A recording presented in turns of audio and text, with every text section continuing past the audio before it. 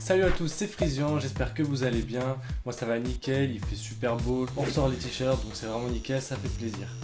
Alors aujourd'hui je voulais vous parler d'un projet que j'ai depuis pas mal de temps avec l'impression 3D. En fait il s'agit d'une station d'accueil pour les lampes torches et le chargeur de batterie. Donc actuellement moi mes lampes torches et mon chargeur sont dans des placards, dans des caisses et c'est en bazar, il faut tout le temps chercher les batteries, les lampes torches, etc. Donc c'est vraiment pas pratique. Donc du coup l'idée c'était de faire un support mural avec des clips pour pouvoir clipser les lampes torches, les déclipser super simplement, super rapidement, d'avoir le chargeur qui est fixé avec pour pouvoir charger les batteries au même endroit, en fait tout avoir au même endroit pour que ce soit super pratique et regroupé. Du coup le projet est assez simple, il m'aura fallu quelques heures de modélisation. La réelle difficulté du projet au final c'était le bon ajustement des pièces au niveau des mesures pendant la modélisation et surtout la façon de placer les objets sur le plateau d'impression pour optimiser leur résistance, leur flexibilité, etc. Notamment au niveau des clips où on vient fixer, prendre, remettre sans arrêt les lampes torches. C'est des pièces qui fatiguent, du coup il fallait les imprimer dans le bon sens pour optimiser leur résistance, leur flexibilité et éviter que les couches se décollent.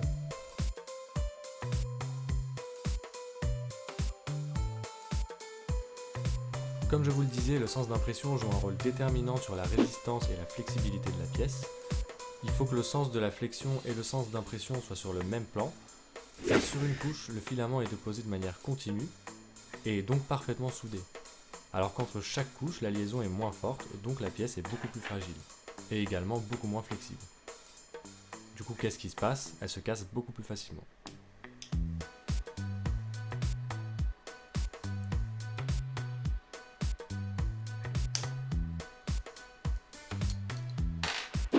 C'est pour ça qu'avant chaque projet, il faut toujours penser au sens d'impression afin d'optimiser la résistance et la flexibilité des pièces qu'on imprime.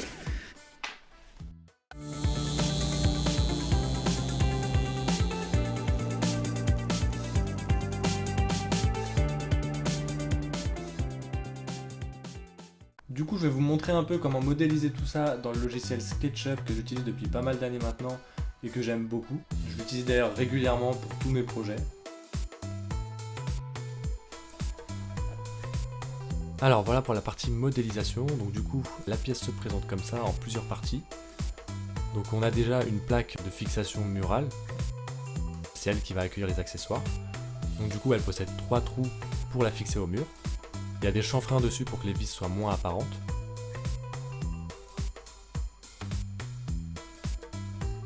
Ensuite, pour fixer les accessoires, on a ici un renfoncement qui possède une forme assez particulière, ce qui va permettre d'emboîter tout simplement les clips à l'intérieur. Et il n'y a pas besoin de colle, donc ça s'emboîte, ça se déboîte autant qu'on veut. Pour la partie qui fixe le chargeur, j'ai choisi la méthode des rainures. Donc en fait, on vient tout simplement coulisser les accessoires dedans. Le crochet du bas, il va venir en buter en bas, donc il ne pourra pas descendre plus bas que ça et il sera à la bonne hauteur par rapport au chargeur. Et pour celui du haut, j'ai été obligé de faire une cavité dans laquelle on peut rajouter une pièce. Et c'est elle qui va venir bloquer le clip du haut.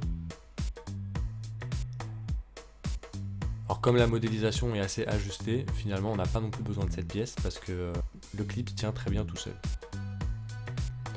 Donc voilà pour cette partie modélisation. Alors je vous ai pas filmé toute la partie modélisation, mais si vous le souhaitez, si vous trouvez ça intéressant, je pourrais faire des vidéos accélérées où vous voyez toutes les étapes de la modélisation. Pour ceux qui souhaitent imprimer cette station d'accueil, je vous mettrai les liens de téléchargement des fichiers dans la description.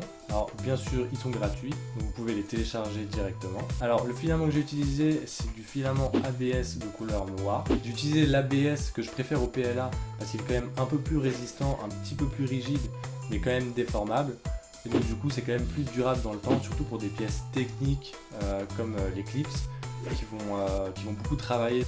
Et donc il y aura une meilleure tenue dans le temps que le PLA. Alors pour moi les paramètres qui marchent et que j'utilise tout le temps avec l'ABS, enfin du moins avec ce filament là.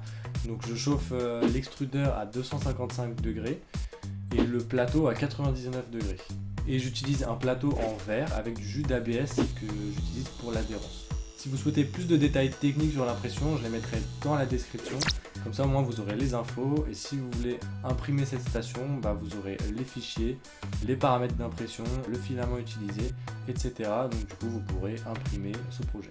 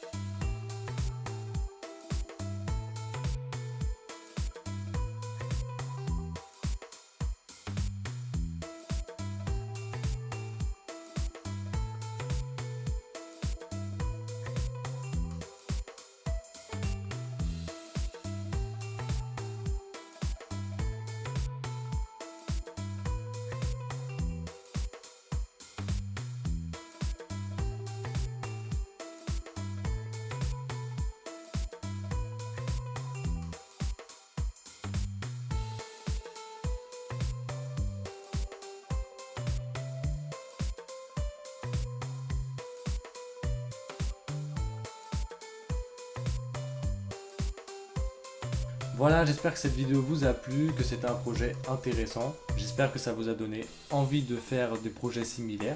Si c'est le cas, n'hésitez pas à le dire en commentaire, à liker la vidéo et à vous abonner. Ça me motivera à continuer, à vous présenter d'autres créations que je fais, des tutos et à les partager avec vous.